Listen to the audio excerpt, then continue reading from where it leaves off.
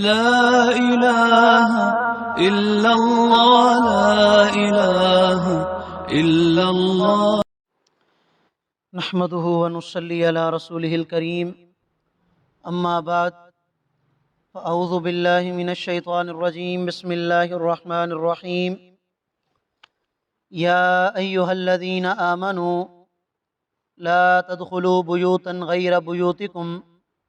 حتى تستأنسوا وتسلموا على أهلها ذلكم خير لكم لعلكم تذكرون سبحان ربك رب العزة عما يصفون وسلام علی المرسلین والحمد للہ رب العالمین۔ سورۃ النور کی آیت نمبر 27 آپ حضرات کے سامنے تلاوت کی ہے۔ آیت کریمہ کا ترجمہ یہ ہے، اللہ رب العالمین ارشاد فرما رہے ہیں، اے ایمان والو، تم اپنے گھر کے سوا کسی کے گھر میں داخل نہ ہو یہاں تک کہ اس گھر والوں سے اجازت لے لو اور اس گھر والوں پر سلام کر لو۔ ذالکم خیر لکم، یہ تمہارے حق میں کہیں زیادہ بہتر ہے، لعلکم تذکرون، تاکہ تم نصیحت حاصل کرو۔ سورۃ النور کے شروع میں آپ حضرات کے سامنے یہ بات ذکر کر دی تھی کہ اس مبارک سورت کے اندر اللہ رب العالمین نے ایسے احکامات، ایسی آیات ذکر فرمائی ہیں کہ جن کا تعلق تمام انسانیت کی عفت و عصمت اور پاک دامنی کے ساتھ ہے۔ یعنی جو احکامات ان آیات کریمہ میں ذکر کیے جا رہے ہیں، اگر ان کو صحیح معنی میں سمجھ کر ان پر عمل کیا جائے تو مسلمانوں کی پاک دامنی، عفت و عصمت کا تحفظ بڑے اچھے انداز میں ہو سکتا ہے۔ چنانچہ سورہ مبارکہ کے شروع میں زنا کا حکم ذکر کیا گیا، پھر تہمت لگانے کا ذکر کیا گیا، پھر اسی کے تحت حضرت عائشہ صدیقہ رضی اللہ تعالیٰ عنہا پر جو تہمت لگائی گئی اس واقعے کا بھی بیان آیا۔ آج جو آیت کریمہ آپ حضرات کے سامنے تلاوت کی ہے، اس آیت کریمہ میں اللہ تعالیٰ نے ایک ایسا حکم بیان فرمایا ہے کہ جس حکم کو اگر سمجھ کر اس پر عمل کیا جائے تو بے حیائی کا سد باب بڑے اچھے انداز میں ہو سکتا ہے۔ گویا اس حکم کا تعلق بھی بے حیائی کی روک تھام، فحاشی کا سد باب، اگر اس آیت کریمہ میں ذکر کردہ احکامات کو سمجھا جائے۔ چنانچہ اس آیت کریمہ میں اللہ رب العالمین ارشاد فرماتے ہیں کہ اے ایمان والو، جب تم کسی کے گھر میں جاؤ تو بغیر اجازت کے کسی کے گھر میں داخل نہ ہو۔ سلام کرنا، سلام کر کے گھر والوں سے اجازت لینا، اگر وہ تمہیں اجازت دیں تو تم ان کے گھر میں داخل ہو، بغیر اجازت کے کسی کے گھر میں داخل ہونا یہ جائز نہیں ہے۔ نبی کریم صلی اللہ علیہ وسلم کی سنت مبارکہ، صحابہ کرام رضوان اللہ تعالی علیہ مجمعین کی مبارک سنت یہی تھی کہ آپ رضی اللہ تعالیٰ عنہ مجمعین جب کسی صحابی کے گھر میں تشریف لے جاتے یا نبی علیہ الصلوۃ والسلام کے گھر میں تشریف لے جاتے تو آپ کا طریقہ کار یہ ہوتا تھا کہ آپ پہلے سلام کرتے اور پھر آواز لگا کے کہتے کہ اے فلاں، کیا مجھے تمہارے گھر میں داخل ہونے کی اجازت ہے؟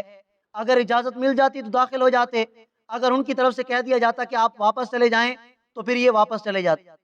اس آیت کریمہ میں خطاب ہے مردوں کو، اے ایمان والو، عورتوں کا ذکر نہیں ہے۔ حالانکہ صحابیات رضی اللہ تعالیٰ عنہن، حضرت ام ایاس رضی اللہ تعالیٰ عنہ فرماتی ہیں کہ ہم 8-10 عورتیں اکٹھی ہو کر حضرت عائشہ صدیقہ رضی اللہ تعالیٰ عنہ کے گھر جایا کرتی تھی، اور جب ہم ان کے گھر جایا کرتی تھی تو ہم بھی بغیر اجازت کے گھر میں داخل نہیں ہوتی تھی۔ آج ہمارے ہاں تو یہ ماحول ہے کہ مرد تو بغیر اجازت کے گھروں میں داخل نہیں ہوتے، دروازے پہ دستک دے دی جاتی ہے، گھنٹی بجا دی جاتی ہے، اجازت مانگ لی جاتی ہے، لیکن عورتوں کا یہ معمول ہے کہ وہ بغیر اجازت لیے گھروں میں داخل ہو جاتی ہیں۔ اور اس کا جو نقصان ہے وہ میرے اور آپ کے سامنے ہے کہ کتنی زیادہ چوریاں، کتنی زیادہ ڈکیتیاں، اغوا کاری کے جتنے بھی زیادہ مسائل ہیں عورتوں ہی کی طرف سے بعض دفعہ یہ سامنے آ جاتے ہیں۔ اور اس کی سب سے بڑی وجہ یہی ہے کہ شریعت نے جو مسئلہ ہمیں بتایا ہے کہ بغیر اجازت کے کسی کے گھر میں نہ عورت داخل ہو سکتی ہے نہ مرد داخل ہو سکتا ہے۔ اسی کا ذکر اس آیت کریمہ میں کیا گیا ہے کہ اگر بے حیائی کا سد باب کرنا ہے تو کوئی بھی مرد کسی کے گھر میں بغیر اجازت کے داخل نہ ہو،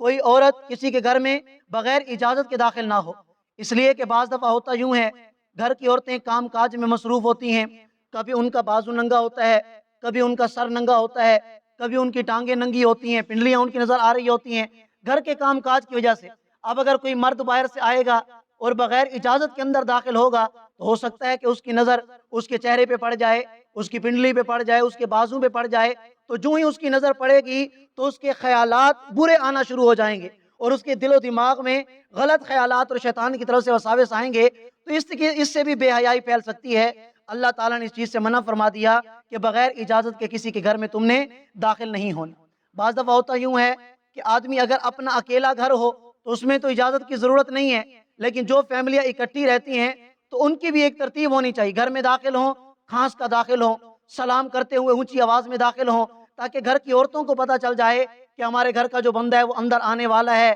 یا اندر آ چکا ہے، وہ اپنے آپ کو سیٹ کر لیں اگر وہ کسی ایسی حالت میں ہے کہ جس حالت میں وہ اپنے کسی بھی مرد کو وہ حالت دکھانا نہیں چاہتی۔ تو یہ پہلا حکم اللہ تعالیٰ نے بیان فرمایا ہے کہ بغیر اجازت کے اور بغیر سلام کیے تم کسی کے گھر میں داخل نہ ہو۔ پھر فرمایا فَإِن لَّمْ تَجِدُوا فِيهَا أَحَدًا، اگر تم دیکھو کہ گھر میں کوئی نہیں ہے فَلَا تَدْخُلُوهَا، تو پھر بھی تم داخل نہ ہو حَتَّى يُؤْذَنَ لَكُمْ، یہاں تک کہ تمہیں اجازت دی جائے۔ یہ سورہ نور کی آیت نمبر 28 ہے، جس میں اللہ تعالیٰ نے یہ حکم بیان فرمایا۔ بعض دفعہ ایک آدمی دور سے کسی کو ملنے کے لیے آتا ہے، دروازہ کھٹکھٹاتا ہے، اندر سے آواز آتی ہے کہ آپ نے جس سے ملنا ہے وہ گھر میں موجود نہیں ہے۔ اب یہ تو نہ کہے کہ میں اتنا دور سے آیا ہوں لہٰذا میں تو یا اندر داخل ہوں گا یا مجھے زبردستی تم نے بٹھانا ہے۔ ہاں اگر گھر والے آپ کو کہہ دیں کہ تم دور سے آئے ہو، میں بیٹھک کھول دیتی ہوں یا ہم بیٹھک کھول دیتے ہیں، تم بیٹھک کے اندر بیٹھ جاؤ، جب ہمارا گھر والا آئے گا تو تم اس سے ملاقات کر لینا، تو یہ اچھی بات ہے۔ لیکن اگر گھر